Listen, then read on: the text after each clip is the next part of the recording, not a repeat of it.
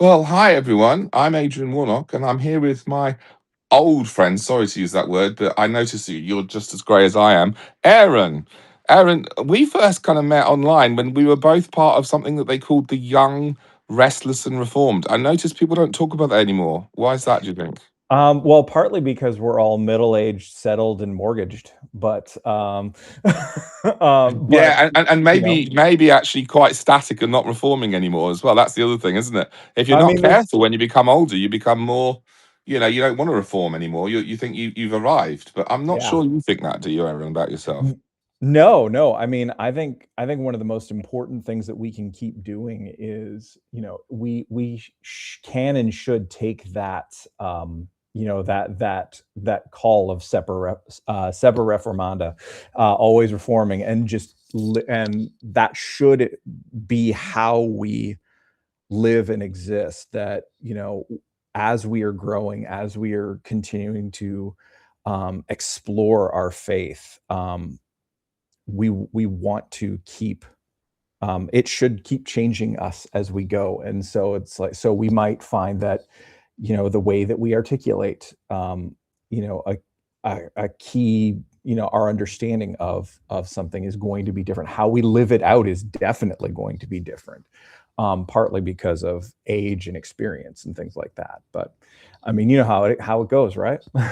Yeah, no, I think that's right. I mean, I think there's sort of I guess there's kind of thinking about this both from a sort of individual perspective, but also from a movement perspective. So if you think about, this so-called young, restless, and reformed movement Mhm. that we were kind of a part of, a lot of it was around the technology that was available and the internet. And you and I were both bloggers, and Yep. I'm just realizing that some people on here, or indeed wherever they're watching this or listening to this, might not even know what a blog was. Can you recall for us where the word blog came from, if you remember it? If not, I'll tell you, Yeah. and also what it's all about and why were we excited about it back then? Yeah, I mean, the word blog is, short form, is a shortened version of, a mashed up word of weblog.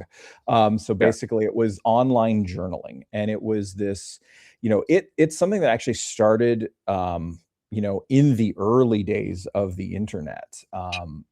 Back when Al Gore first created it. yeah, and I mean, I um, don't know about you, but I know. I mean, I started in 2003, and I think you mhm. started a similar time, didn't you? Yeah, so I had my first early stabs of it, way back in the day in the late '90s, early 2000s. When I Oh, became a Christian, I started it in earnest in early 2009, and so a few years after you.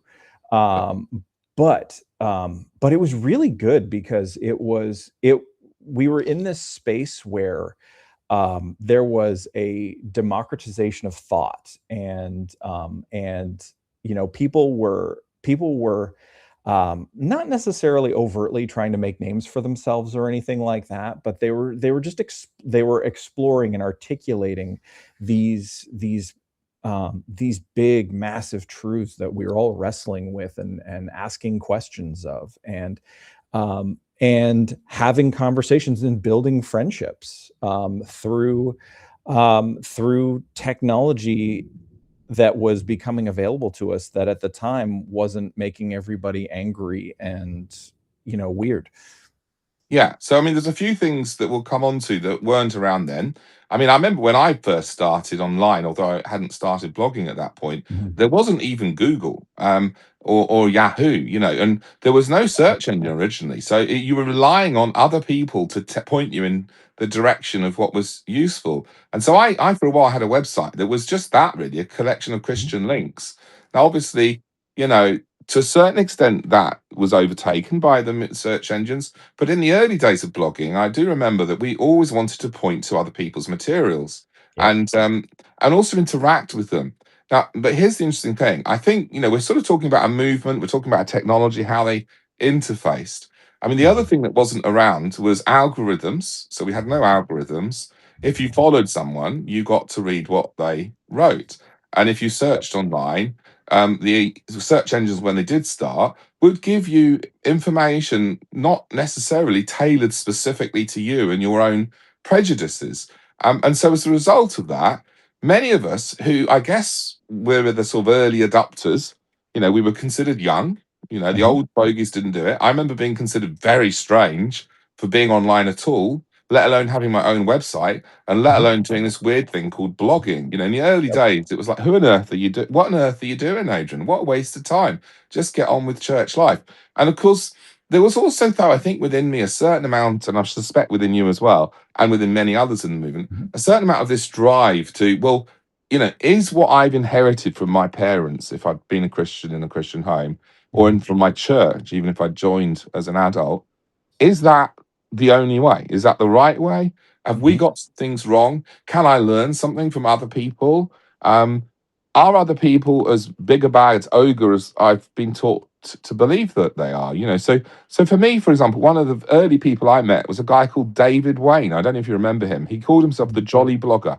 Do you remember Yes, that? I You do do remember. remember the Dolly Book. Now, David Wayne was in a really interesting case because I believe, as far as I'm aware, he was the very first Presbyterian I ever met. Now, you might think that's a bit strange, Mhm. but over in the UK, we don't have Presbyterians except in Scotland, Yeah. or in Ireland, Northern Ireland, or whatever. But in England proper, and someone's going to write in and say, "Hey, I'm a Presbyterian, and there's a Presbyterian church here," and there are a few. Don't get me wrong, but there just aren't very many.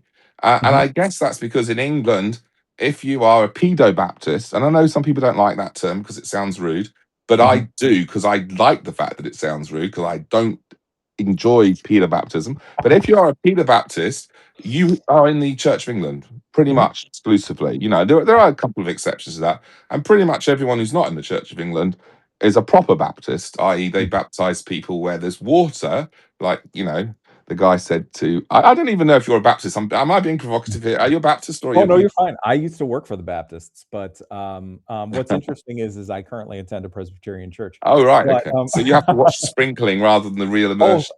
well, it's funny 'cause I joke that I'm the undercover Baptist, all the Okay. time, and, Yeah. you know, so it's like every once in a while, like, so I watch the proceedings and everything like that, and I've Yeah. seen the 2 different sides of it, Yeah. and, in terms of, like, um, how basically it's like we look at what we do in Baptistic churches, and it's like, and it's essentially when um, we've developed this ritual of child dedication in, Yeah. at least in North American Baptistic churches, and functionally, it's really interesting. Functionally, it essentially serves the same purpose as paedobaptism, with the exception of water.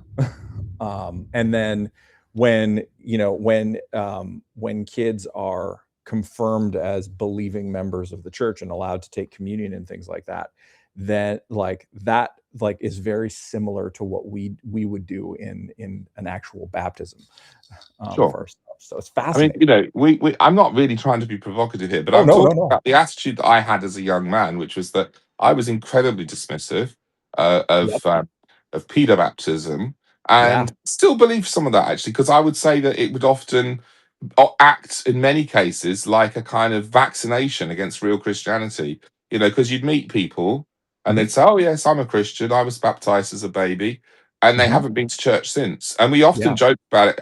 I think this is probably more of an issue over here than over there, although maybe it's happening now because in my day over in England, cultural Christianity, if you like, was on the wane. Going to church was no longer seen as anything that would be positive for you in most Mhm, situations. In fact, the opposite, negative. So it did mean that we weeded out a lot of people who weren't really Christians. And if you were in a church, there was a much higher chance that you really were a Christian. yeah. But what I would hear from people is that, oh, I was baptized as a baby, therefore, I'm a Christian, and therefore it would make them resistant to hearing, just like a vaccination makes you resistant to the real disease. So that was my attitude. I was quite anti it. I didn't even have very many Anglican friends, although, to be fair to me, I had been open enough to go along to Dick Lucas's church Mhm, of an evening. So when I was a medical student, there was a charismatic church down the road from where I was living, and I loved the worship there. But if I'm honest, I didn't like the teaching because Mhm. I had been quite spoilt as a child in that I'd been in a charismatic context that was also very reformed. Hence why I was allowed into the reformed movement, I guess. Although I don't think they even realised for a while that I was charismatic when I was online. But hey ho, that's a whole nother story. Um, but I mean, I had that background that was solidly biblical, and we'd had this weird thing growing up where a lot of the other reform people didn't really accept the kind of church I was in because it wasn't, reformed enough. Because we were embracing the charismatic, but a lot of the charismatic churches at the time weren't really embracing of us either because we were considered too sort of biblical, and all of Mhm. that. So it's kind of a bit crazy, but anyway, that was my background. So what I found though was I was at medical school. I found this charismatic church that I liked the worship in, but I didn't really like the teaching.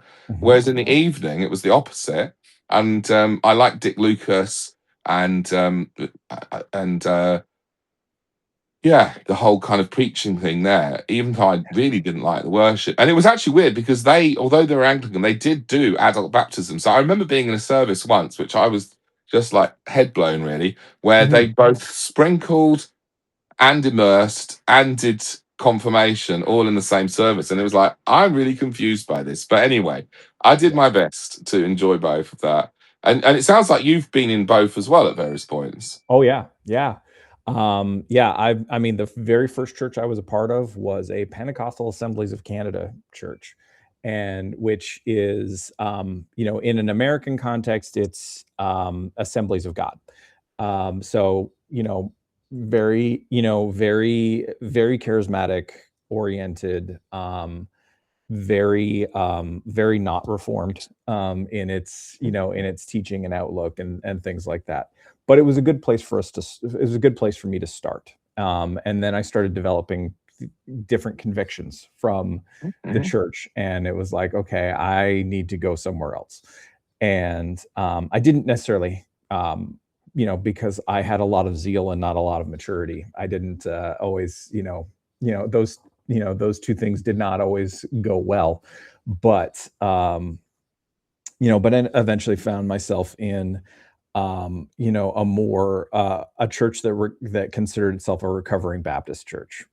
So it was a non-denominational one, which is Baptist, which is always Baptists who don't want to admit it. Um, Yeah, well, I but mean, it's when whether you want to use the label or not, isn't it? Because yeah, I mean, some people would argue that Baptist is almost a reductionist label because we should all be Baptist. Oh, getting back to that again. Oh, yeah, may I just make a little joke here, which is I yes, just sir. into my mind. Some of us watching this will know of a guy called Preston Sprinkle. Does anyone know Hmm. that name? Well, did you know that he's actually a Baptist? So his name is Sprinkle, but he's a Baptist and he immerses people. So there we go. Preston Sprinkle is a Baptist, but get this. Legion Duncan. Anyone recognize that name? Legion Hmm. Duncombe. Duncombe. He's actually a Presbyterian. So that's the one thing he doesn't do is Duncombe. But anyway, sorry. You probably heard that before, had you, Aaron? Not in that exact way, but it was a good. It's a good. It's always a good giggle. So. Yeah. So I guess what you had in common, what I had in common, and what Mhm. many people in this young, reformed, and restless group had in common was that we were kind of re-examining everything that we'd been taught a little bit. And as Mhm. young people, I think you often do that. You kind of go, oh, are those people out there as bad as I think they are? Mhm. Have I got all the answers really? Is the truth somewhere in between? Have we actually, are we missing certain things? As Baptists, are we neglecting to sort of treat our children as part of the covenant, if you like, and Mhm. and to really have faith for them, and we're just waiting until they either make a decision or not, and expect that may go the other way. If we're Peter Baptist, you know, are we negating the idea of decision? And in actual fact, that's another thing within Reformed, and it's something I want to touch on a little bit more. Yeah. Is that there are even some people within the Reformed context who don't like decisionalism at all. Mhm. Inviting people to the gospel, bringing a decision. So, it's always baffled me that some people were quite critical of Billy Graham on that front. I've Yeah. been to Billy Graham meetings, thousands of people coming forwards. And yes, some of them, are perhaps responding out of emotion. But Mhm. some of them are really genuinely saved. I've met pastors that would say I was saved in a Billy Graham meeting. Many, Mhm. many, many pastors in my day, and yet many Reformed people would criticize, but not R.C. Sproul. You know the story about R.C. Sproul, Eric? Tell me. Not Eric, sorry. No, so he was asked once in a meeting, in a Q&A, and someone said to him, so R.C. Sproul, knowing that he's one of the main Reformed speakers and leaders of the time, so do you think that you'll see Billy Graham in heaven? Mhm. And everything went quiet. What's he going to say? And the guy said this, he says, no. And everyone went quiet. He says, I don't think I'm going to see him in heaven because he's going to be much too close to the throne and I'm going to be out the back somewhere. He'll be much closer to the throne than me, so I won't be able to see him. And he then proceeded, I guess, to explain why, despite the fact that they did have some theological differences, although a lot of people assume Billy Graham was frankly Arminian. I don't think he was as Arminian as people make him out to be. He Mhm. was in one sort of more middle ground. But I think we were reaching out across boundaries, weren't we? Yeah. Yeah, absolutely. I mean, that's the thing. There's a whenever someone is asking this whenever someone is expressing, like, concern about, invitational aspects, Mm. calling on people to believe. For some people, it's a little bit of that cage stage that so many of us went Can you through. explain that? Yeah, Explain the cage so study. yeah, so it's a term that was coined to describe, the zeal without wisdom that comes with, discovering a new theological system or new outlook or new perspective, that is a whole lot of excitement and not a whole lot of experience. So you think about it in Christian terms, it's heat without light. And a lot of people can get really, really hurt by that. Mm. Certainly I know I've been guilty of that, Yeah. myself. Um, but when it comes to this, some of it is it's that knee-jerk reaction that comes from, possibly having experienced some of the really negative things, like, so, being, I live in, I grew up in Canada, and I live in the American South right now. I live in Tennessee, and, a guy named Charles Finney is a big influence, whether people realize it or not. Finney was highly unorthodox in, in his views on basically everything. um, and but he was kind of the father of modern revivalism, in terms of, have the big meeting, call people to believe, and some will. And so people see that, and and depending on who they are, they start thinking Finney, when sometimes an invitation is just an invitation. Yeah. And we just need that Yeah, because no, we're actually exactly. called to do that.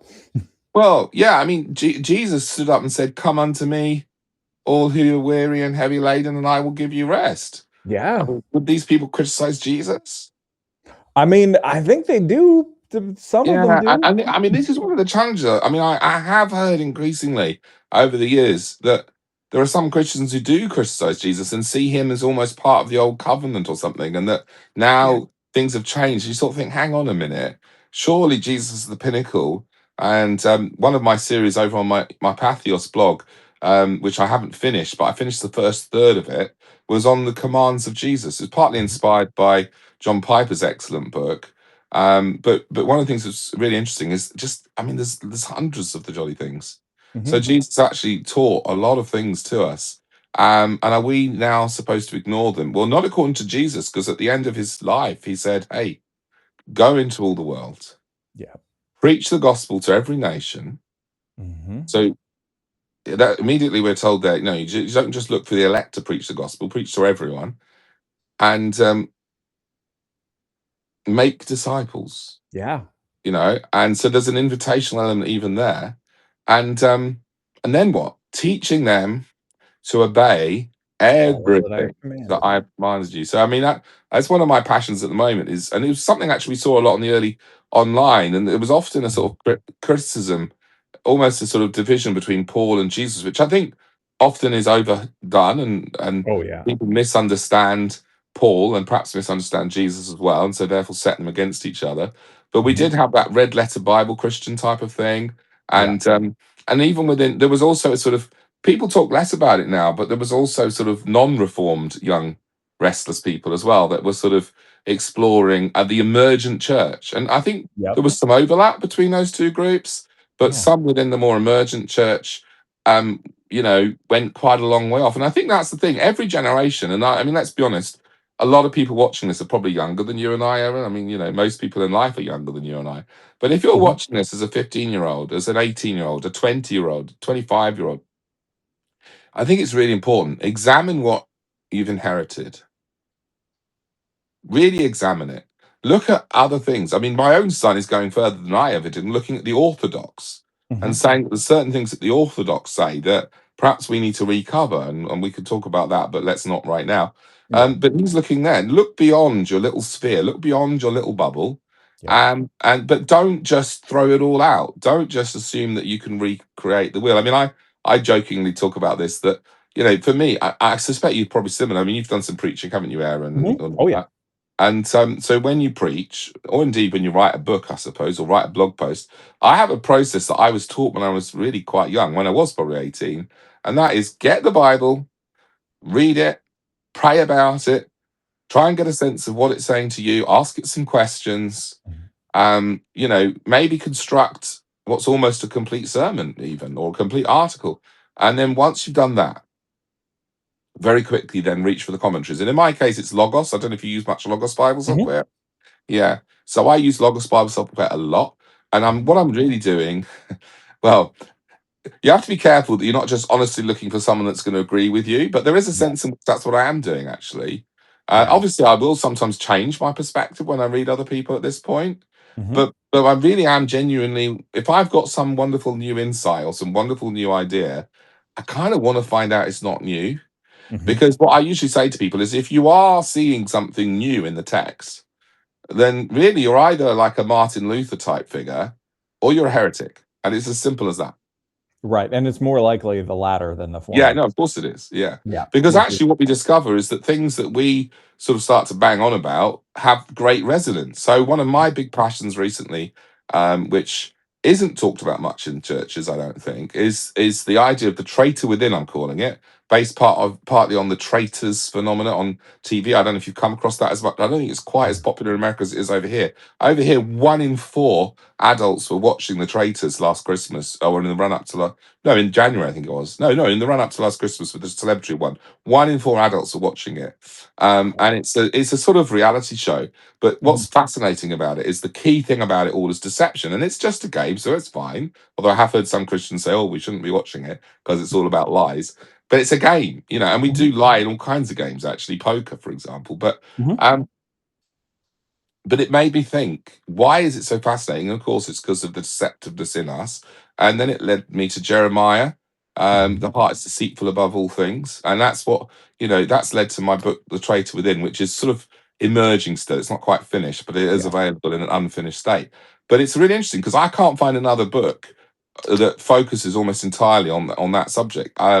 The idea that the heart is deceitful above all things. Mhm. But I sort of got interested in all of this, and then I quickly discovered that Tim Keller had preached a whole load on this. It may not have become a book, but he'd preached a whole load on this in a really good sermon on it. And I also discovered that Spurgeon had preached about it and was quite passionate about how sin can deceive you. And he said something really Mhm. interesting, actually, which has so much resonance for some of the scandals we see today, where unfortunately these so-called great high and mighty men of God end up Yeah. falling. And he talked about how sin can whisper in your ear that you've done so much for God that the normal rules don't apply to you.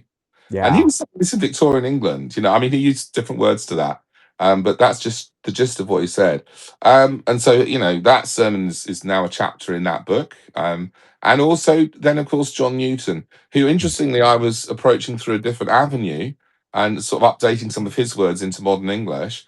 And I discovered that this idea of how deceitful we are was absolutely crucial to him. And he believes, and I now believe this as well, that one of the central ways in which we develop as Christians is realizing how deceitful our hearts are over time. Mhm. Mhm. Would you Yeah. agree?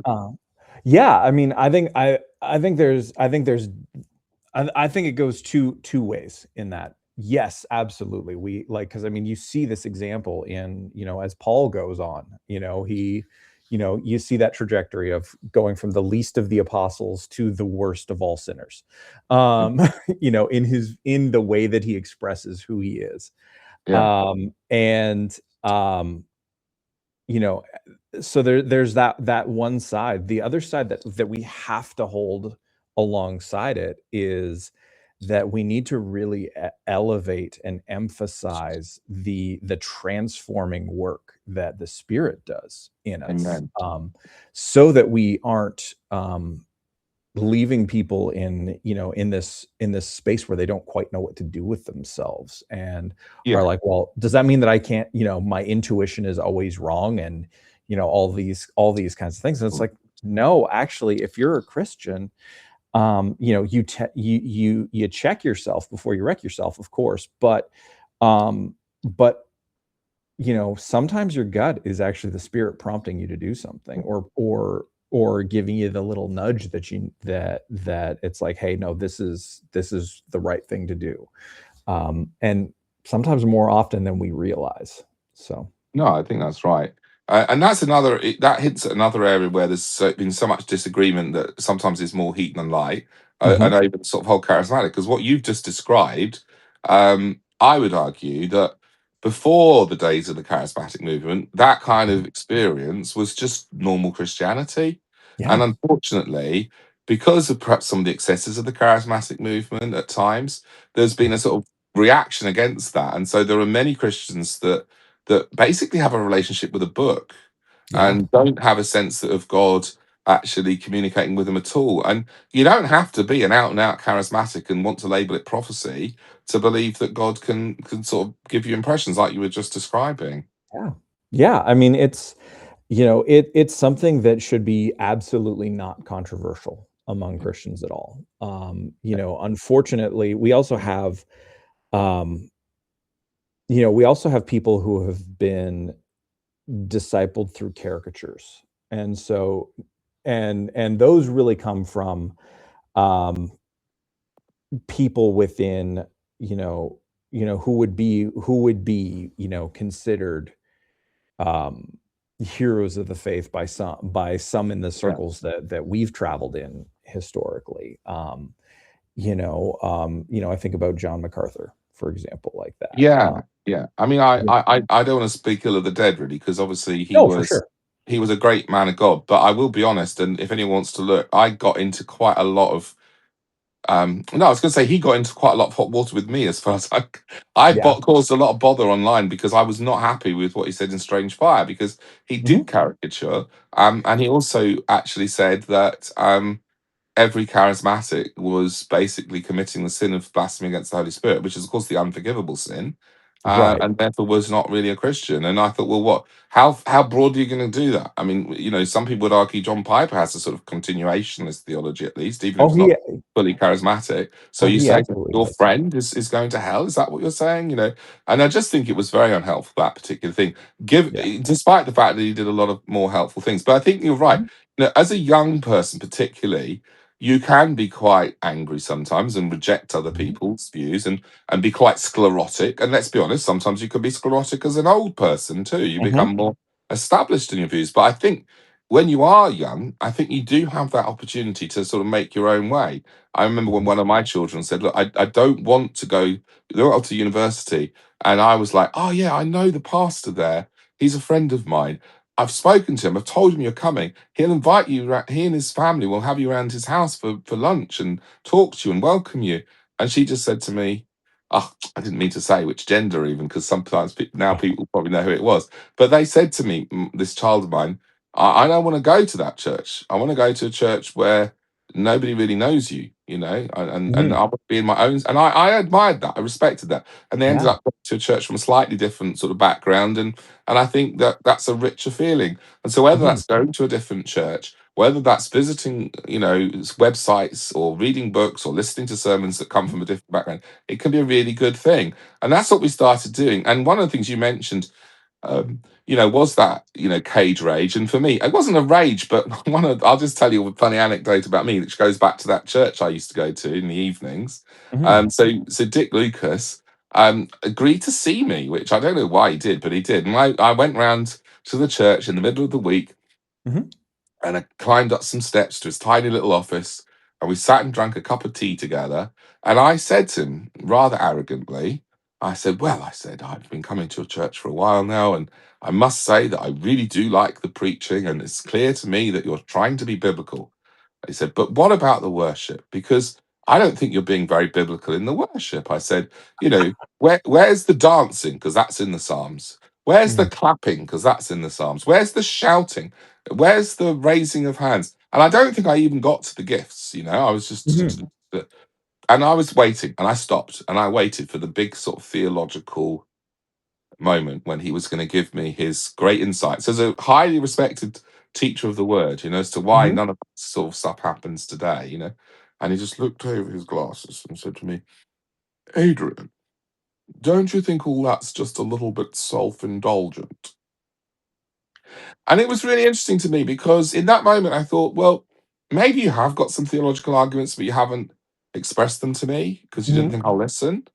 But actually, in that moment, I thought he's just blind to that. And now I could have just gone, well, he's blind and I'm not going to listen to him. Mhm. Or I could have gone, he's blind and I'm so much better. But it actually undid me that moment, because I remember thinking, he's blind. What am I blind about?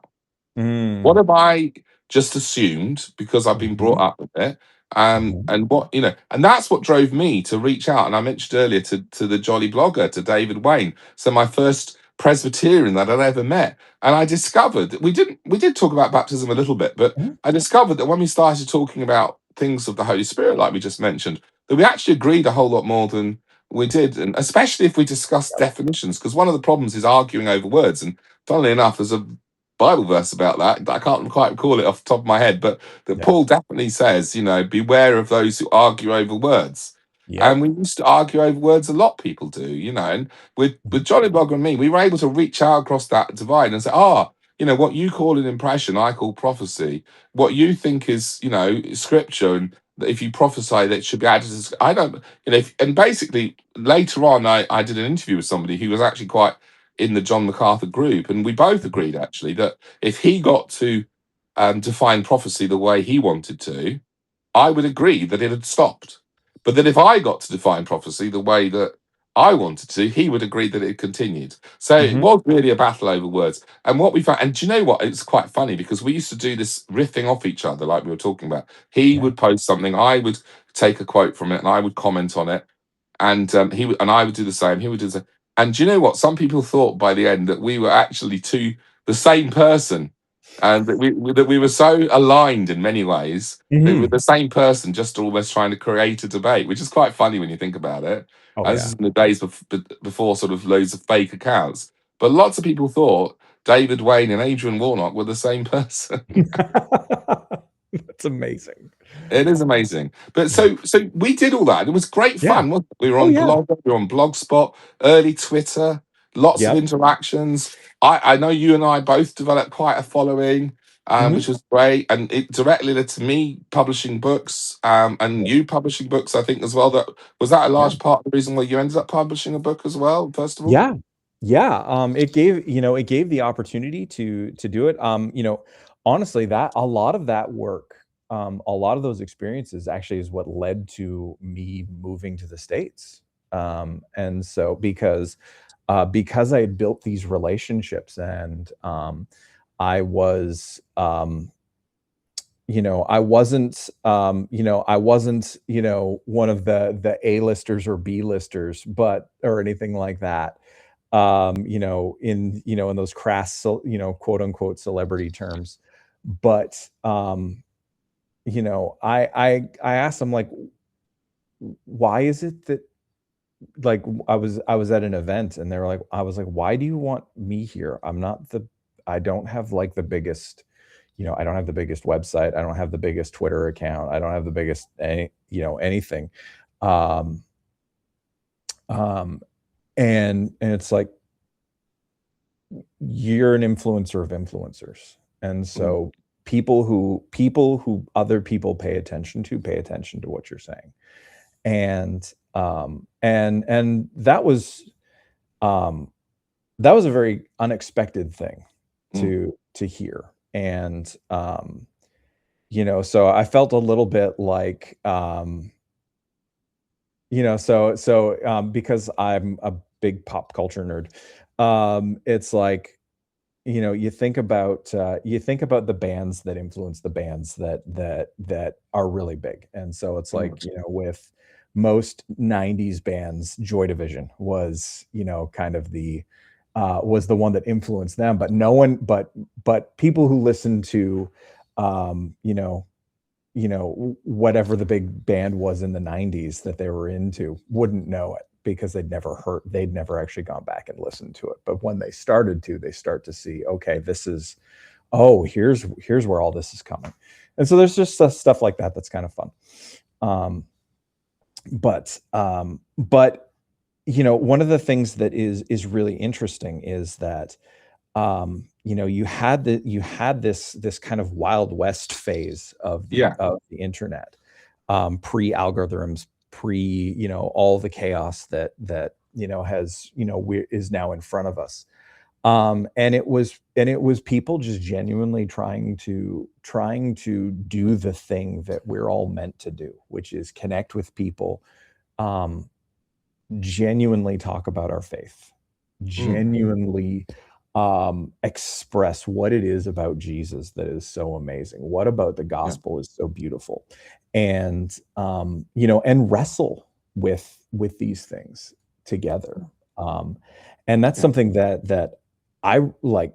I really want to see us get back to, Yeah, and yeah. We'll come it's on to that in hard. just a minute. But you're right. This big bridge building, Yeah. this bridge building. I think that's what I would see. I mean, I remember back in the day, I was I was less interested in trying to build my own following and be an Mhm. influencer, whatever that means. Everyone says they want to be a social media influencer. I don't know about you. We didn't even know what that was. That was never even a thing. I No. just wanted to be helpful. I remember when Yeah. I started, I was writing for myself, and I Mhm. was sort of thinking that maybe my kids might want to look at it when I died, if I was lucky. Yeah. And then if anyone else read and came along, great. But when they did start coming along, I wanted to be helpful. And Yeah. if I'd read a good book, I wanted to introduce my readers to that good book. If I'd Yep. listened to a sermon I'd want to do that. If I went to a conference, I'd want to tell them about that. And it wasn't very specific. It wasn't very focused. And I think you were like me, an old school blogger. Mhm. Basically, you came onto the blog and you got me. You got what I liked. And ultimately, down the line, some of that got lost. Mhm. I think it got lost a little bit because, well, several things happened all at once. The interaction died away, Mhm. and people became more sclerotic, I think. But I think part of the reason for that was that algorithms, initially just the Google algorithm, Mhm. but also Facebook, Twitter, all of these things, they started to stop you from reaching outside your bubble. They wanted to keep you in a bubble, and they Yep. wanted to make you more and more angry and more Yep. outraged and more hateful towards the people out of the bubble. And so we Yeah. see it politically where there's a fracturing. I mean, in the UK, we've got our two-party system is fragmented now, and I wonder if this will Mhm. come to the US as well. It may do, but I know at the moment you're still very much two-party system. But we Mhm. now have, I mean, I think we're five or six main so-called mainstream parties all stood in the recent by-election, Yeah. and the right is splitting. So the Conservative Party, there's been a massive split, and Reform is there. But some people are saying that's not right wing enough. So now there's been a split, and Elon Musk is trying to, promote the most right wing, which he always does, which is interesting. I don't know how he's not seen as some kind of very dangerous man, actually, because he's in so much positions of power, and he has a whole Mhm. political network now, which is very much what X has become. Yeah. Very much promoting right wing anger, outrage. The idea that white people are actually the real victims. I mean, it's all on and on and on. It's horrific. Oh, yeah, Um, it's but but awful. but you get put into the algorithm, and actually, the one thing that the algorithm seems to hate more than anything is people like you and me. And Mhm. what I mean by that is people who are trying to build these bridges, people who are trying to sup from different places, people who are saying, oh, yeah, I actually like Terry Virgo, and I like John MacArthur, and I like John Piper, and I like, reading some older people. And Yeah. what's interesting is that has got a long history, actually. I know there has been some history of great arguments, but John Newton was seen as somebody who made friends between people who were enemies. And he was famously friendly with both Whitfield and Wesley, and Mhm. helping to bridge that divide. And actually, people forget that by the end of their life, or well, it's Whitfield that died first, but that Yeah. they were actually largely reconciled. And Wesley actually preached at Whitfield's funeral. It's Mhm. very easy to sort of read the old hymns that talked about Whitfield's doctrine as being doctrines of the devil, which were written by Wesley. So those are the hymns we don't Yeah. sing today. But actually, there was this desire amongst many people, and I think John Newton is a classic example of that. He was seen as a friend to everybody, and that's Yeah. what you and I tried to be, and others tried to be, and we got silenced. So I mean, it's crazy. I've got a followership on Twitter of I don't even know how many. I think it might even be more than 10,000. It's certainly Mhm. several thousand. Yeah. And yet, for a long time now, anytime I put anything on Twitter, I'd be lucky if I got 10 reads. Maybe if it was really good, I'd get Mhm. 100 reads. Yeah. And you sort of think, wow. So and yeah, Pathos has been doing a good job of trying to keep things going through email newsletters and such like. Mhm. But even there, there was a sense in which we were all quite in our own little our own little pockets, and not as Oh, much yeah. interaction as I wanted to see. And I guess the outrage, the division, keeping yourself so that you don't know that there are, for example, if you're a right wing political Christian, not Mhm. realizing that there are left wing political Christians as well. Yep. If you're a reformed, thinking that everyone who's not reformed is clearly demonic, and vice versa. I mean, do you want to talk me through your own experience of this? Yeah, I mean, what I've seen is that, so I still have my account on, the platform formerly known as Twitter. I just can't ever bring myself to call it X because it's just It's just weird. so it's like I work in marketing in my day job. I don't love doing I don't ever consider myself a marketer because I'm a writer who does marketing. I'm not a marketer. Spreadsheets make me break out in hives. The but the brand, like, it was just a dumb business move to change the name because you lost all your brand equity. But and to go with something kind of dumb. But the what what happened with them, and it was happening before Elon Musk bought it. Um, the algorithm was increasingly polarizing people, Yeah, and it was pushing people into silos, and that increasingly the only way that you could get seen would be to say something inflammatory. yeah, And so now we have people who, and I am going to call someone out, because it's necessary. So sorry if anyone actually follows this person, but you have people like Megan Basham who, um, you know, wrote a book of defamatory statements, about people. Um, and has built a massive audience because she's catering to outrage. She's working the algorithm. And you see this with the weirdos in the North American Christian nationalist movement, which is neither Christian nor nationalist. But yeah. um what they're doing is they're playing to the algorithm in order to make a name for themselves. And that's one of the things that's and that spreads into different platforms too. Facebook, really all it is conspiracy theory nonsense at this Yeah. point. Yeah. So if you're into that, then that's what's gonna then you if you can feed it that kind of stuff, that's what's gonna get you attention. On Instagram, it's AI slop you know, trying to be a faux influencer. Yeah. And so it doesn't really know what it wants to be anymore. Mm. Threads is just weird. And it's like it's performative outrage from a more progressive left-leaning perspective. So it's who are we going to hate today is what I end up seeing a lot of. And and it's just exhausting. And Yeah. so for a person of faith who wants to um wants to build bridges, who wants to be faithful to the calling that we have, who wants to promote the good, the beautiful, and the true, um, that's a very difficult thing to do. And, it does not lead to there's no instant gratification in that, so it's like, I mean, we all know how to be famous. We all can, if our consciences didn't constrain us, we could do it. Um, but the question but the thing that constantly prevents me from going down that road is, remembering this statement is, well, what is it? What is it to gain the whole world but to lose your soul? What Wow. does it Yeah. gain you? No. It's very good. Very good.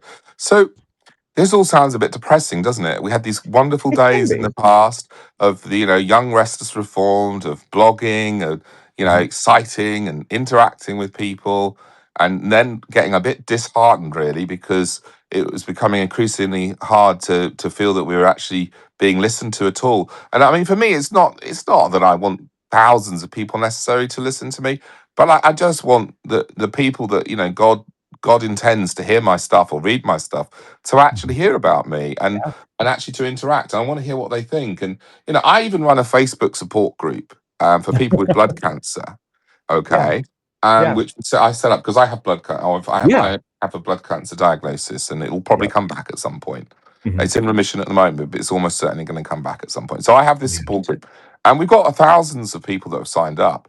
But Mm. Facebook doesn't even show the content to the people that have signed up. And you sort of think, it's kind of crazy. So we got to the situation where there's a disconnect between the Yeah. people who actually say or have said, I want to follow this person, and in the past, that used to mean that they actually were able to read your stuff. But now the Mhm. algorithms decide what they think is good for you. Actually, no, not what's good for you, what's good for them. And it Yes. basically means keeping you in a sort of doom scrolling Mhm. outrage. Or if you're not in that group, maybe just looking at silly cat videos. Anything that'll keep you in, so they can show you more adverts. So I Yep. used to choose not to watch commercial television in my youth because we have still do actually a public service provision that doesn't have adverts. And I used to hate Mhm. adverts, so I used to just. But now we've got to the point where the content has become the adverts, and they're all useless. They're not even good adverts. I mean, good adverts. I mean, we all enjoy a good advert Oh, if it's yeah. a well done one. But they're not even good adverts. It's just all it is. It's just like buy, buy, buy, buy, buy. Do this. And it's Yep. like, and it's awful. It's Yeah. absolutely awful. And I'd consider giving up to it. I just can't though, because I felt that sense of I Mhm. have to keep trying. Yeah. And I recently discovered Substack where we're recording this, but Yeah. I'm only I think it's just over. I think this is day 22 for me. Mhm. But what I wanted to know first of all, Aaron's, how long have you been on Substack now? So I've had an account here for several years. I have been largely inactive on it. It's only been in recent weeks and months that I've started to more deeply engage with it. And what I really like about where Substack is right now is it reminds me of those old school days where people Exactly. are trying to um, trying to be kind, and are being curious, and are not, not going for, all the things that have always worked, on, or do currently work on, all the other platforms. They're not trying to, do the call out show type things, or they're not trying to say, here's why everything about this person is wrong, or this thing is heresy over here. It's like, hey, I'm exploring this topic. I'm trying to understand this. Here's where I'm at right now. And, Mm. in Christian spaces, and trying to encourage people as they grow and develop in their faith, and to just take steps. And that's something that I really like, about what Yeah. I'm seeing here. And I want to see more of that. Yeah, and I think that the algorithm, because there obviously is an algorithm here, Mhm, seems to actually be well. For a start, there's no advertising, and I mean that may change at some point. I hope it doesn't. mhm, But the only advertising that's here is for people who have some paid subscriptions. And I haven't subscribed to anyone in that way yet, and I don't know whether I will. I can't mhm. imagine myself offering a paid subscription, but I guess never say never. It's Yeah. certainly not in my plan at the moment. But that's what basically pays for it is that, Mhm, there are a few people on here who offer additional content behind a paywall. And I guess, let's be honest, there does have to be some payment. And I guess mhm. there are some people who make money out of books, although I don't know about you, but I've never really made anything significant out of my books. No. And people think that they don't understand that there are not enough book sales to make anyone, significantly wealthy. But there we go. Or at least not at our level anyway, Aaron, you and me. Yeah, But yeah, we write books that some people buy and they like, and there are mhm. a few royalties that appear, but they're nothing. It wouldn't even make minimum wage in terms of the hours you write for it. So you Oh, don't. no. Most Christian authors are not writing for money. Let's be honest. They're writing out of love, out of compassion, out of wanting to help. So actually, it's rather frustrating that sometimes people don't want to help, and so that's where reviews come in and Mhm, recommending each other's books, interacting with each other's books. I mean, I've found on here already in the 3 weeks I've been on, three different people have said to me, "Hey, Adrian, I've bought one of your books as just a result of listening to me." And I'm not trying to hard sell them. mhm, And most people aren't, but it's like, oh yeah, blah blah blah blah. Here's the information from my book, and by the way, this is what it's about. And if you want more, here it is. But actually, people are very generous. People are very giving, mhm. and it has been rather exciting to sort of feel that kind of stirring again and thinking, oh, I hope a new generation catches on to this. The algorithm seems to want to reward people who've got good content and Mhm. actually want to encourage people to be introduced to content that they're going to like, that they're going Yeah. to want to read, that's going to actually help them. And there's a lot of vulnerability I've noticed as well. There's a lot of people on here who are saying, hey, and it's part of what I've become, try to focus on. Well, I've been kind of forced to focus on because for me, a few years ago now, well, a decade ago, really, my carefully constructed life started to come crashing down. And I won't bore Mhm, you with all the details now, but it was partly around getting ill, and things that did, and it meant I couldn't work and all the rest of it. mhm. But there was other things going on too, and have gone on since. But the point is, you go through those challenges, and when you've gone through some sort of real challenge, you don't have the clever answers that you inherited and that you thought were wonderful when you're in Yeah. the cage stage. You start to realize that you want help from wherever you can get it, and that Yeah. maybe some of the ideas, and hey, I went to secular counselor. A lot of people would be like, how Mhm. could you do that? And I picked up some wisdom there. And of course, it goes back to flipping Justin Martyr, who said that actually we can get wisdom from all other places. Oh, that wasn't Yeah. that wording, but that was the Yeah, but gist if of it. all truth is God's truth, then we don't need to be afraid of it. Yeah. It's subordinate truth, but it's still truth. Yeah, no, exactly. So there's a vulnerability, there's a willingness to help. And I mean, I think if anyone's watching this outside of Substack, if Twitter lets us show it to anyone there, if Facebook permits us to show it to anyone there, then come on in, the water's warm. My only complaint is that no one invited me sooner, but I guess maybe they were trying to and I never saw it.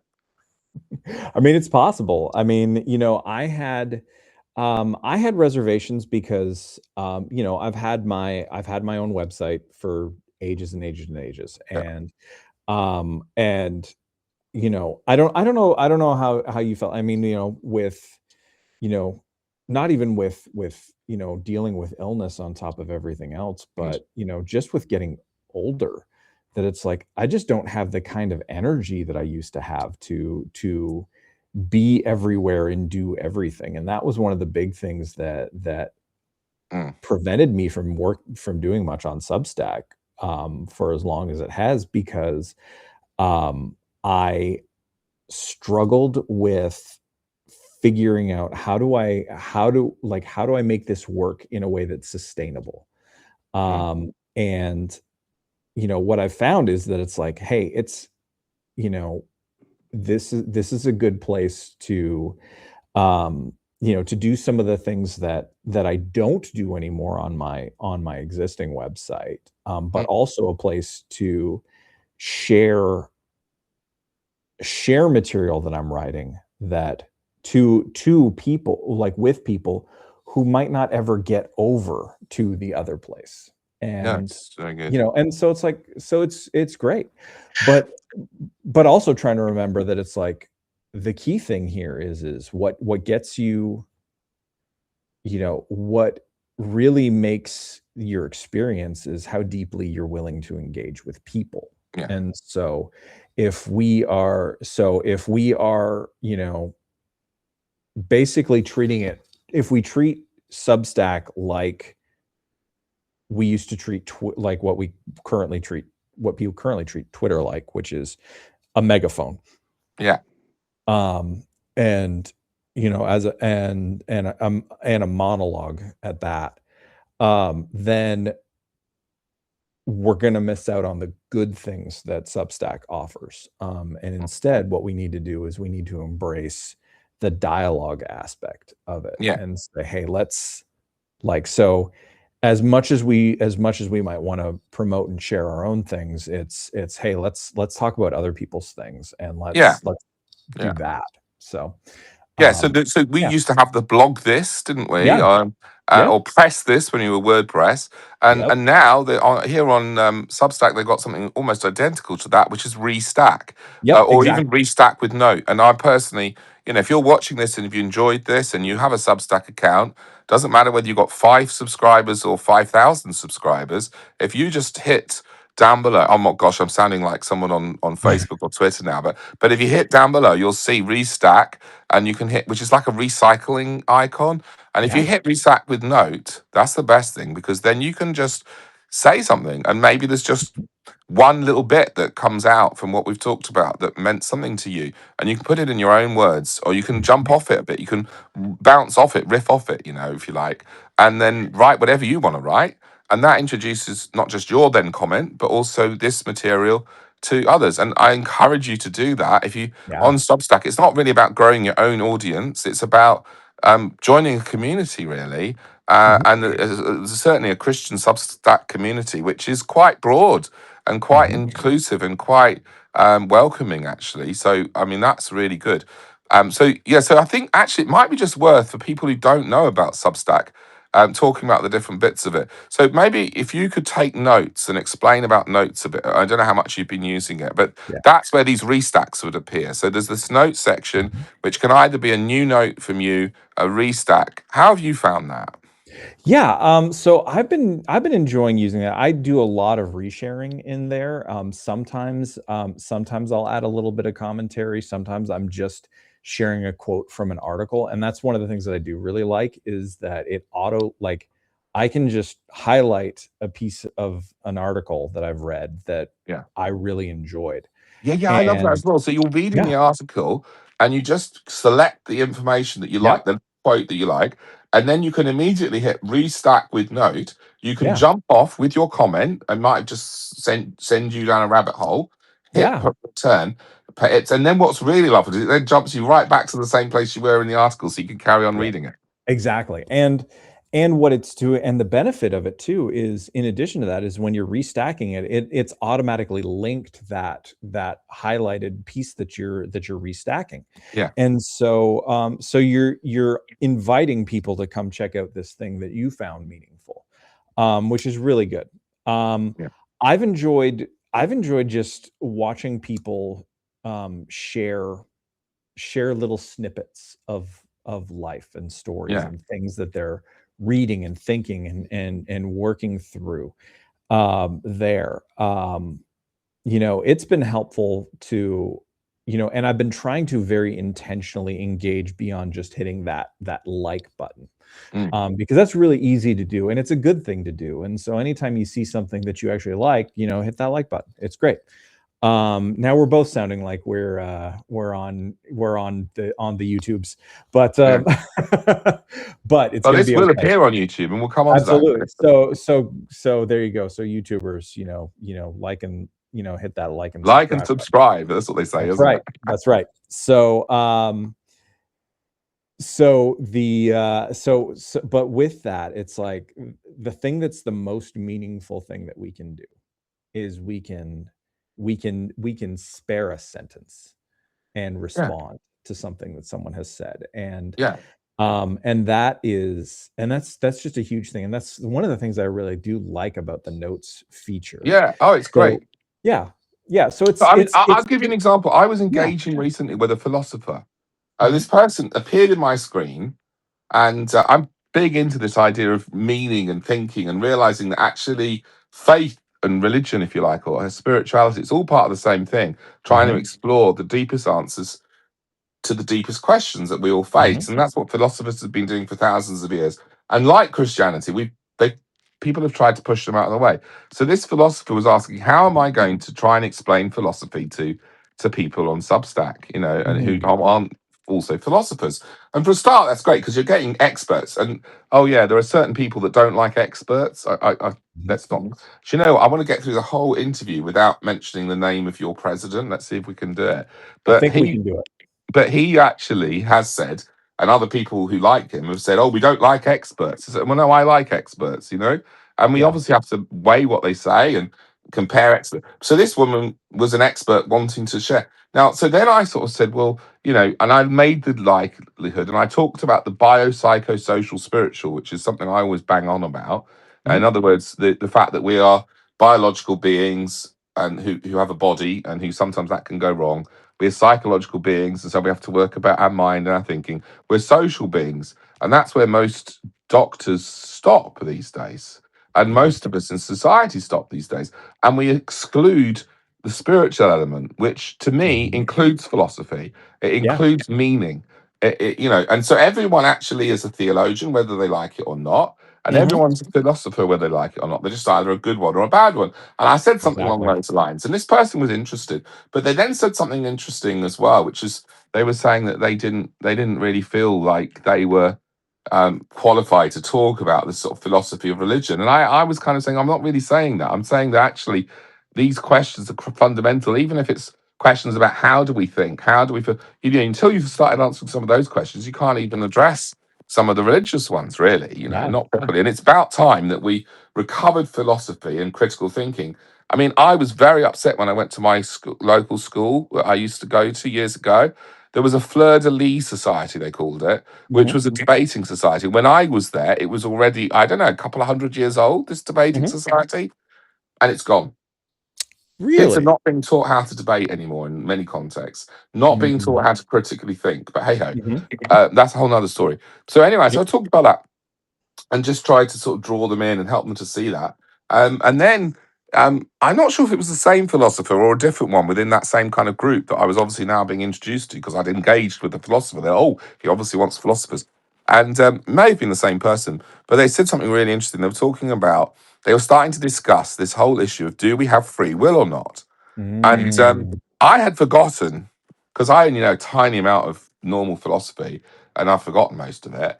I only ever knew a tiny amount, but one of the things that is a big debate in philosophy, and it's very interesting when it comes to consciousness and AI, and can AI ever be conscious? And this idea that we have of making a choice, and is that making a choice illusionary, or are we actually constrained, or do we really have free choice? And then obviously you've got questions about, well, if that's the case, where does that free choice come from? Does it come from God? But Mhm. they were asking it without talking about the God bit, which is fine.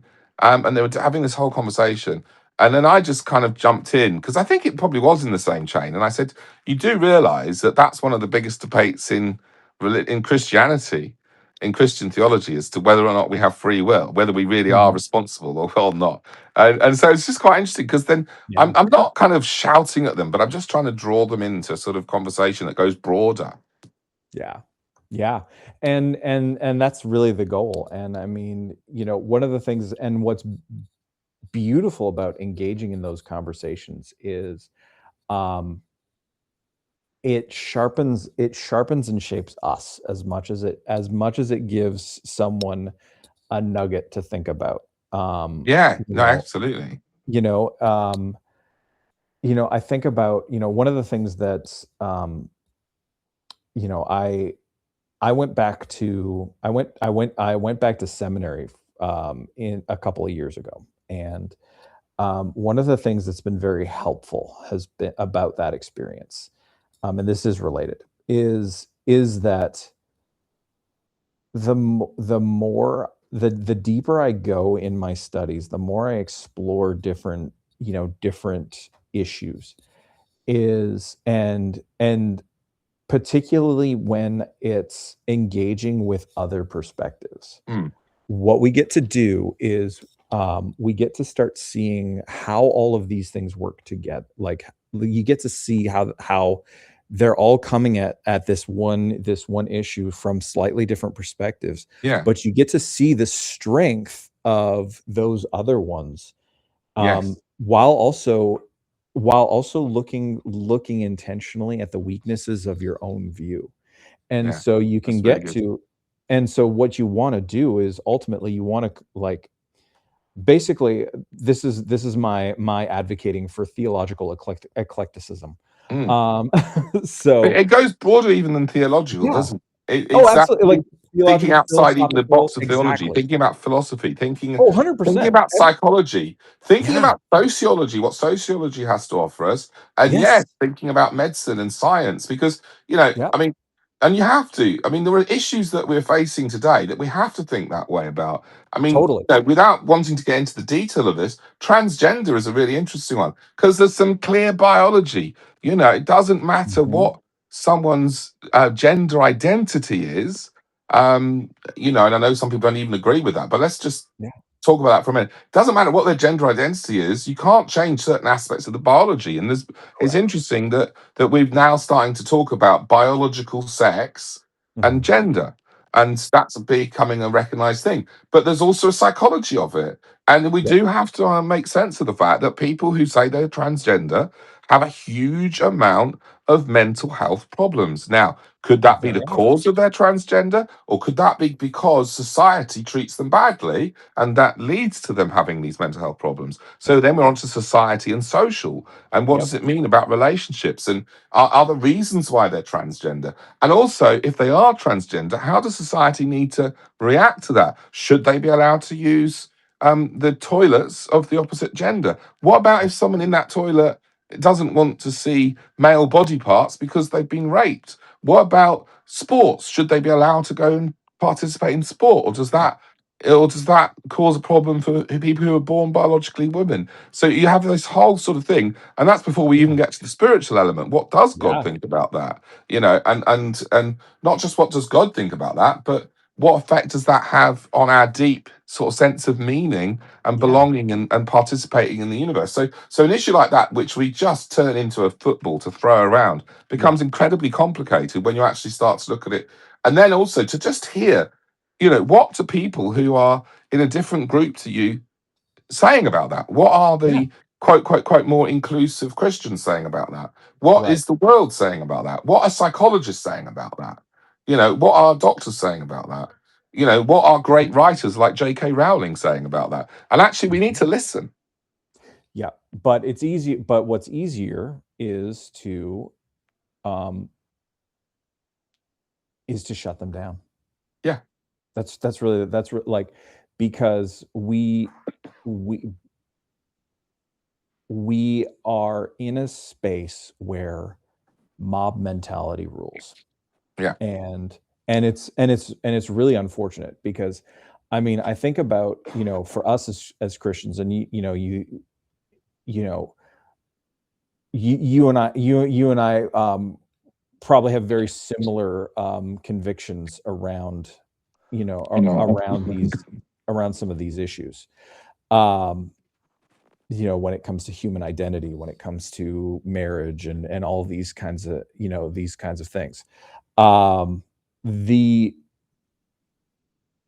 the difficulty is that we need to, if what we believe is if what we believe as Christians about how God has made people to exist, to function, that this is for people's good, then because it's part of God's good design, um, what we need to do is we need to uphold the good far more than we need to um, criticize how other people are living. Doesn't mean that Yeah. we give up or abandon our convictions whatsoever, but it means that we embrace the very hard calling that we have, which is to love people. Yeah, no, I think that's right. And it's really interesting, isn't it? Because let's be honest, most of us, historically, certainly as Mhm, Christians, have had a kind of gradation of sins, even though we might mhm, preach from the pulpit, oh, all sin is equal. But there are certain types of things that are acceptable. And I'm ashamed to admit that for various reasons, some of which to do with my health, I'm obese right now, you know? mhm. But I don't think I've ever heard a sermon about gluttony. And Nope. I've certainly never walked into a church and had someone look at me funny because I'm fat. And actually, when I used to go to America, people used to think I wasn't fat at all, but that's a whole Mhm. nother story. Yeah. I used to like going to America because I felt thin then. But I'm so sorry, that's really rude.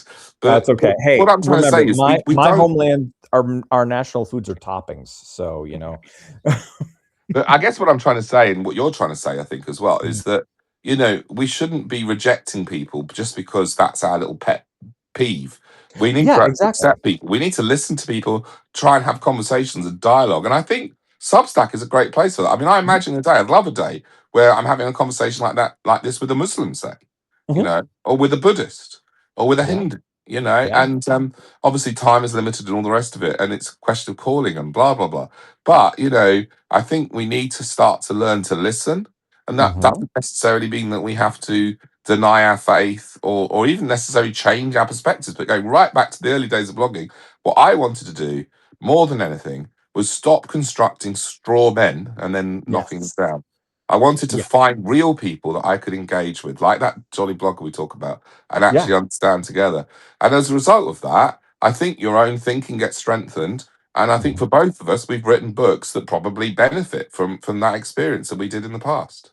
Yeah, absolutely, absolutely. I mean, you know, um, the book I wrote fairly recently, Faith Simplified, and I'm Oh, gonna I was do wondering if some you had a bad copy. video etiquette, and I'm gonna turn around and I'm gonna grab a copy. Oh, no, you do Um, that. While you do that, I'm going to show everyone a copy of my book because we're going to talk about both of these books in a minute. So here we go.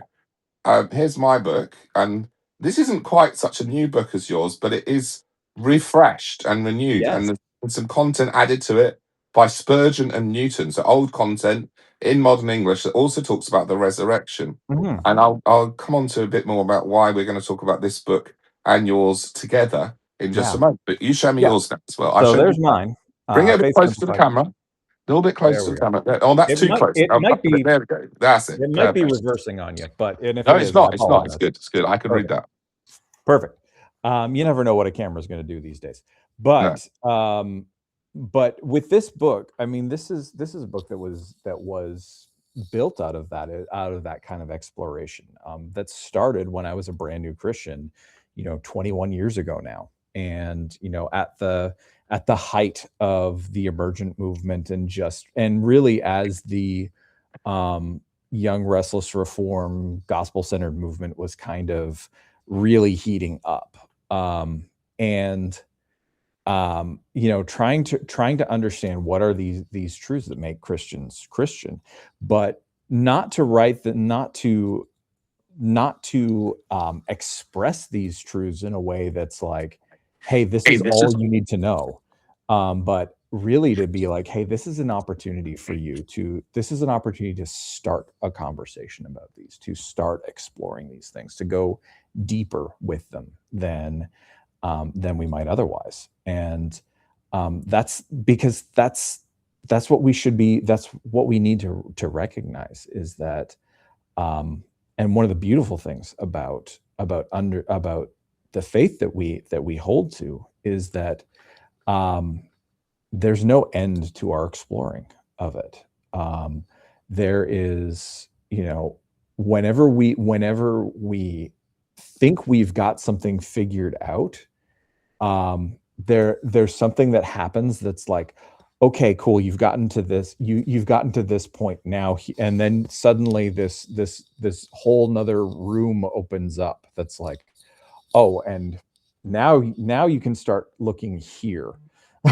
And it's exciting to do that because I think the most uh, I think the most boring kind of faith or worldview or philosophy or anything is one that you run up to the edges of, and and eventually you hit a wall.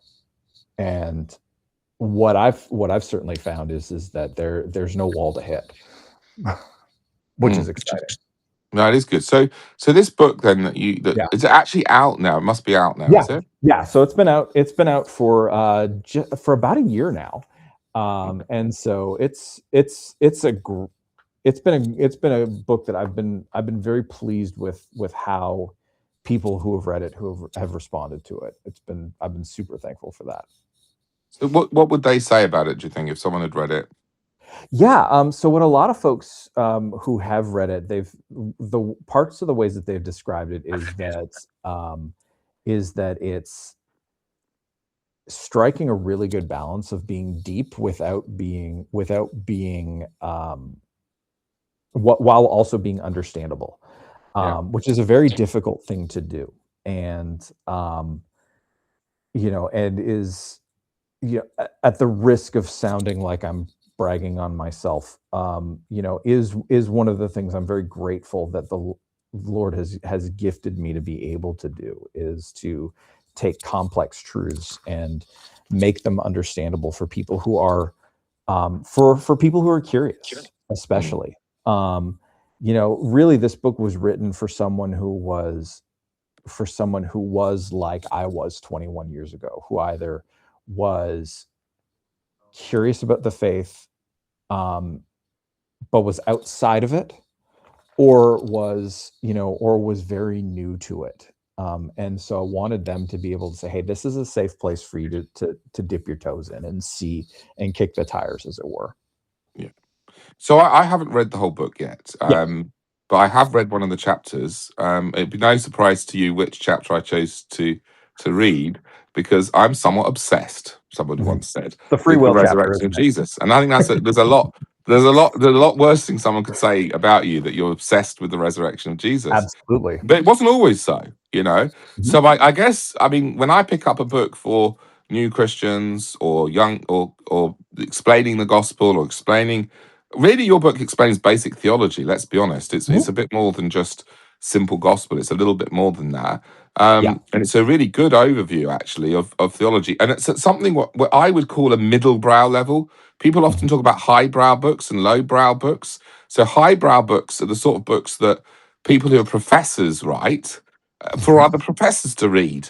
And they're very good, very academic, full of quotations. And I mean, I did wade my way through N.T. Wright's excellent book on the resurrection. But I used to call Mhm. it the Big Green Book.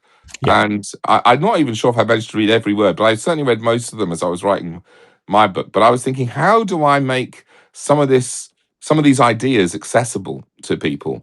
And well, I think you and I have that in common, actually, that ability to go in the mid-brow. I mean, you mentioned that you do remember reading my book all those years ago, so maybe you can Yeah. comment on that. Do you think I did the do you think I hit that middle brow that you're talking about? Oh, absolutely, absolutely. It was, you know, Raised with Christ was, probably one of my favorite book is and still is one of my favorite popular level books on the resurrection, because you you went uh, you went into great detail on, the importance of the resurrection, the reality of the resurrection, the proof of the resurrection, um, but in a way that was accessible to people.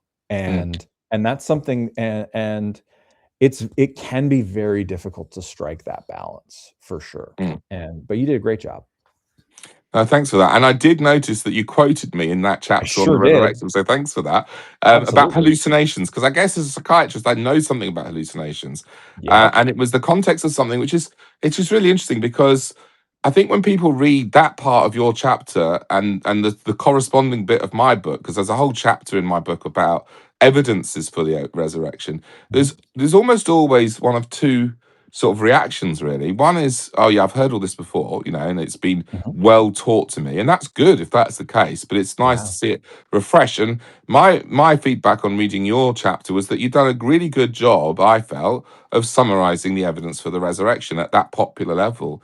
Mhm. And it would make you think that if you didn't know more, that you might want to read it in more detail somewhere. But it was good. It was really good. But I also, some people go, oh yeah, well that, I've heard all that before. But actually, also some people would be like, wow, I didn't realize that you guys actually believe that he rose again, and and and Yep. and so there's that from the non-Christian type of perspective, and actually this is really important actually because the one thing, the one thing that holds all Christians together actually, whether they're Orthodox, whether they're Roman Catholic, whether they're Protestant, Pentecostal, Reformed, Arminian, Wesleyan, Methodist, anything Mhm. and this is really interesting because when you actually say, well, what is the one thing we all agree on and that we never argue over, and that is the fact that Jesus rose again Yep. physically.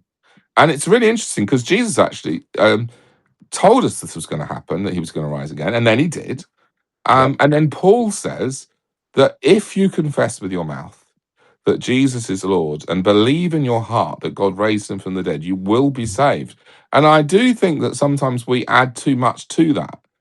So Mhm. as good evangelicals, we might say, oh, well, you've got to also believe in penal substitution. And Right. that's not in that definition.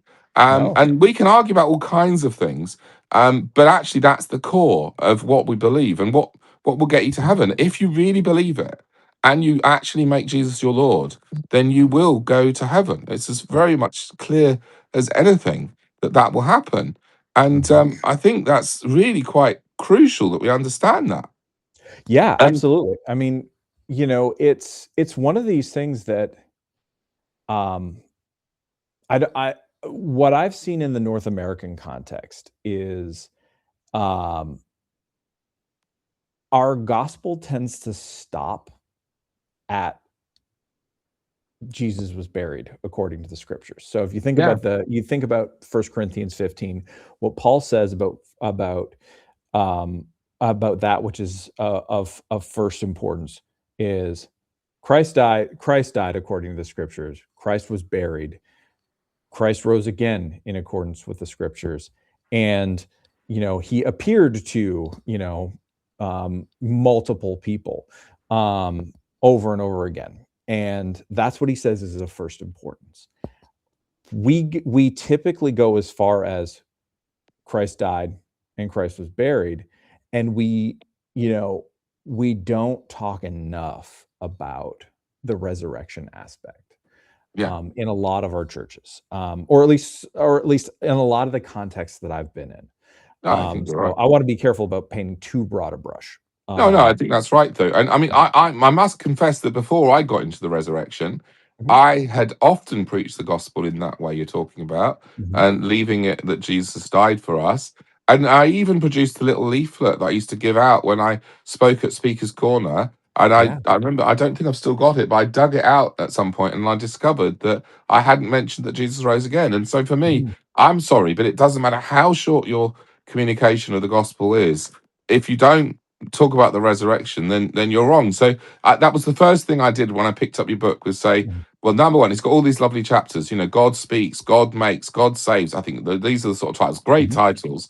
And I was relieved, and obviously perhaps my own book had some part to play in that. That you had absolutely. actually not forgotten the resurrection because we Yeah. often do. I mean, I remember there was a very popular book at one point called The Cross-Centered Life, and my Mhm. original title for my book was going to be called The Resurrection Centered Life. Yeah. And I think The publishers felt that wasn't perhaps the best title, but I think that is what our lives should be. And Mhm. so I actually came up with a definition of a Christian, which is interesting because it's a lot broader than probably any definition of an evangelical would be. Mhm. And it just says this, and it's really based on that verse that we just talked about, where if you confess in your mouth Jesus is Lord, believe in your heart God raised him from the dead, you will Yeah. be saved. Yep. So my definition of that, putting it kind of into modern English, if you like, and just trying to make it simple, is this: look, a Christian is someone who believes in the physical resurrection of Jesus Mhm. and lives their life in light of the implications of that event.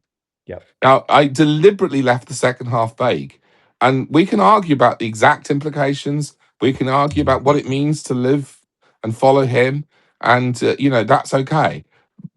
And of course, at the end of the day, um, it's only God that gets to really judge who really is in and who really is out. And Yeah. I fear that there may be some people who think they're in and they're not, actually. And there's some of the people we think are not in will be in, but that's a whole nother story. But Mhm. it's a heart question, isn't it? Yeah. Do you really believe this? And if you do, are you living in the light of it? And so, I would certainly Mhm. strongly recommend, and we're going to have to draw it to the end. I just realized how long we've been talking, Aaron. I mean, I think this is great, but it's not exactly a 30-second video clip for Twitter or Twig Yeah. or TikTok or whatever. Yep. But there's been some great content in here. But I would certainly say that, if people want to, just understand basic theology a bit more, then your book looks great. Mhm. And obviously, my book covers some of the same ground, but very firmly from the lens of resurrection. And as I say, it's been updated by book, and it's now got a chapter on why Charles Spurgeon, or from Charles Spurgeon's own pen, if you like, but Mhm. updated into modern English about what he thought about the resurrection, and also John Newton, what he thought about the resurrection. And that chapter is quite interesting because it came out of a series of 50 sermons he did on the verses of Handel's Messiah. So all Mm. the verses that are in Handel's Messiah, John Newton did a series over, I don't know how long it took him, about a year and a half or something, I think, or year and a half, where he preached on every verse in order that Handel's Messiah Wow. does. So yeah, so that's pretty good. I haven't read all of them yet. I will read them at Mhm. some point, but that one is in there. And so that's available, and your book's available. And Mhm. guess what, guys? You could buy both, couldn't you?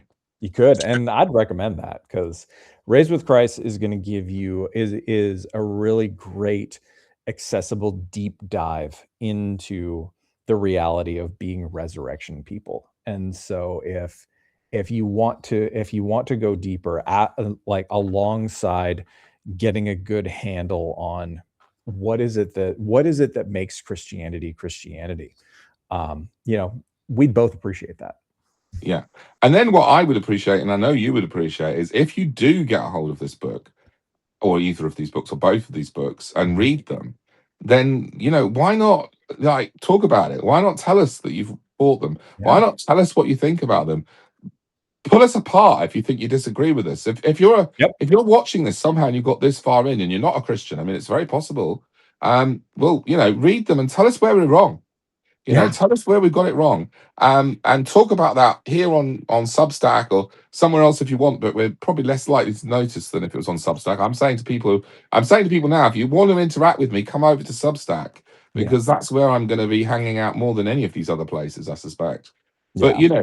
and do that. And for those who are already content providers, we did start off by talking about what Substack can offer, and I think perhaps I ought to just mention that as well. Um, just complete that. So some people maintain newsletters still, Mhm. email newsletters, and they maybe write an article for their email newsletter and or an old school blog. Well, articles basically take the place of both of those. So people can Mhm. subscribe to you, and if they have the app, it will ping up in the app when you've written something and they Mhm. actually get to see it. Or if they've got email, they'll get an email and Yep. they'll actually get to see that. So that's wonderful. So that's the article section. Most people understand that. It's like a blog. It's like Yeah. any website. It's like articles. You write things that you think a bit more carefully about rather than the short stuff we were talking about earlier. Yeah. And that it's a great thing.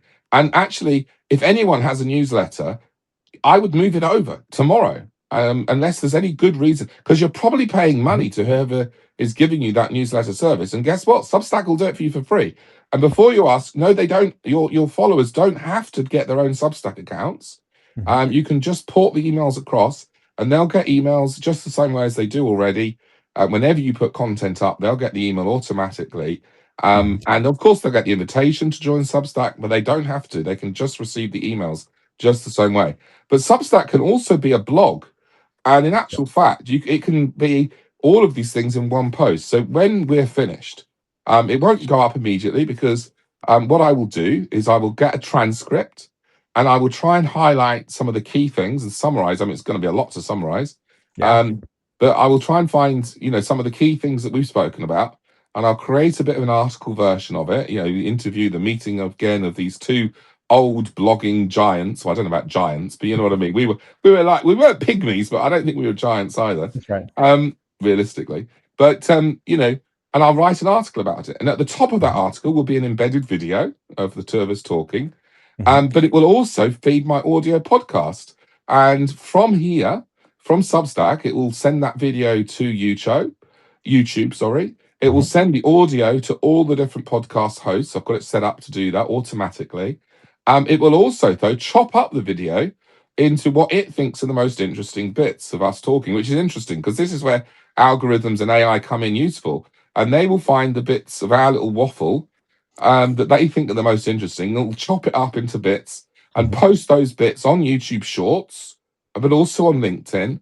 And then potentially, if I do it manually, I might be able to get that onto TikTok as well. I don't know about you, but I'm on TikTok too. Try and pretend I'm young. But Mm. all these short videos, I mean, I could make them myself, but actually, Substack will make them for you, which is quite Mhm. amazing. Yeah. And then Yeah. it'll all be in one post, in one place. And if people want to comment on it, they can do so right there, or they can restack it like we've talked about and share it with their people and their followers. So I mean, it's a great tool. And honestly, if anyone's watching this and you're struggling with Twitter, um, come over to this place. If you're paying money to someone to send out your newsletter, just stop doing it and come over here. If you're paying money to host a website somewhere, it might be worth considering whether you could stop doing that as well, because you can actually move your domain over here as well, which is Mhm. interesting. Yeah. And there are some limitations to that. But guess what? You only pay them as a one-off fee when you move a domain name across. Mhm. So no monthly fees for domains if that suits your needs, which it might not do for everyone, but it's certainly something to consider. So Yeah. really, you can stop paying for your mailing list. You can stop paying for your web host, maybe still pay for the domain. If you are paying for a podcast host, then you don't need to do this. What you'll notice in the quality of this video, anyone watching, is it's much better than Zoom. So I've done Zoom Mhm. videos. These are much better than that. Yes, if you pay money to Riverside, you can get slightly higher still. But my understanding is, technically speaking, this is about 1K, and and Riverside is about 4K. But hey, who needs 4K? So anyone Mhm. who wants to connect with us, yes, please do. Please subscribe, write comments, and we'll do our best to interact. Yeah. And if anyone's got any questions before we leave, I feel we should. I mean, I don't know how many people have been watching the whole way through. The number's been going up, not down. I've been watching to see if we were boring Yeah. people out. I don't think we have been. I mean, we've made it work, and I'll take It's it. been great So, fun. But just before yeah. we go, I just feel like we should give the people that have been loyal to us live the opportunity to ask any questions if they want to. If they don't want to, we'll draw it to a close. So write a message if you've got a question for us.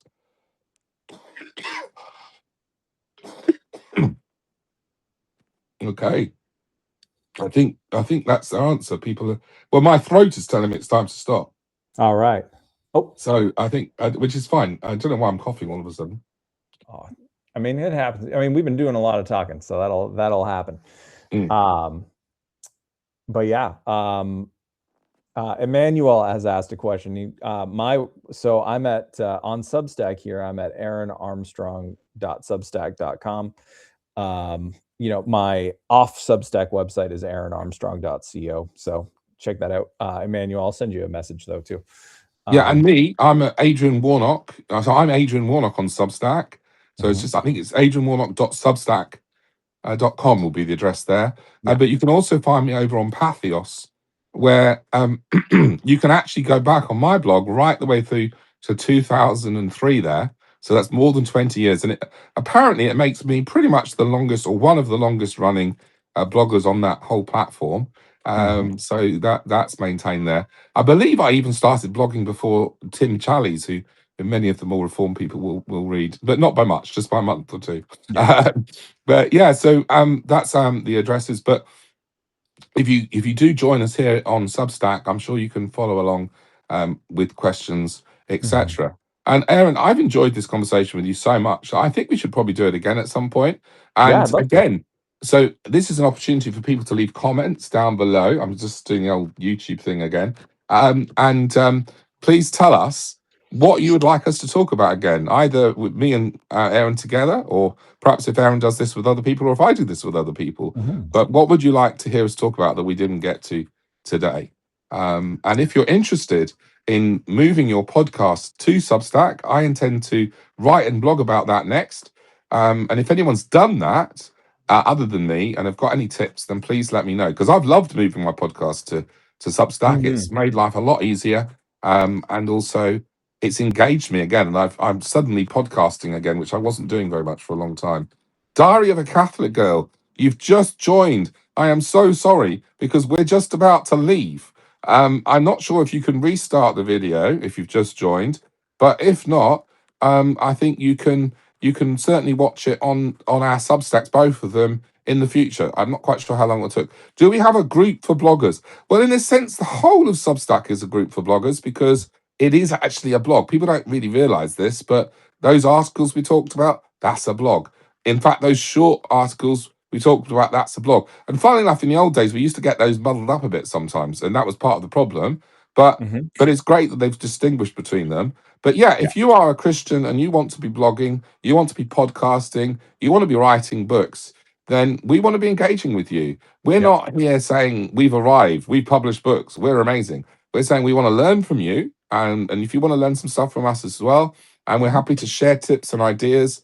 So in a way, it's funny actually, because I was expecting there to be groups on here, but there doesn't seem to be. I think the idea is you just follow people and subscribe to the ones you're interested in, and then the group comes in the discussion around the content. So rather than something separate, just hit your comments below. And I would encourage actually anyone who's resonated with what we're talking about to introduce yourself in the comment section, and Mhm. not just to us, but to each other. And then that will be a way to build community and to build each other's lists, and just to engage and make some friends. And I mean, there's nothing quite so precious as meeting people in real life. I don't think you and I ever did that, but I did No, get to not meet yet. David Wayne, and not yet. But if you're ever in the UK, it would be lovely to meet you, and we'll Great. do that. And it's a bit more difficult for me to fly, especially to the US, because my health insurance, I don't think, would allow it with my long list of medical problems. My body's falling apart.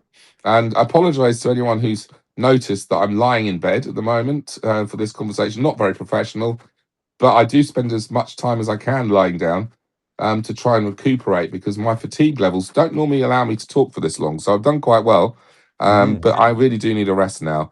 And I'm sure even Aaron needs a rest now. And I hope Yep. that all of us who've watched this and will watch this in the future, that many of us will feel like, yeah, we can learn from each other, and jump into Substack and join the fun over there if you're not already there. So I'm going to say goodbye at this point. And Bye, everybody. if you've got anything you want to say as a last closing thing, Aaron? Yeah, well, this has just been a lovely time. Thank you so much for reaching out and wanting to reconnect this way. Thank you all for joining in and watching, whether you watch it live or you're watching it after the fact. And I just hope it's been a beneficial time for you. Yeah, well, it's been beneficial for me. I will leave you with one question, Aaron, and you Yes, don't sir. have to answer it now, but it's for you to perhaps think about for if we do this again.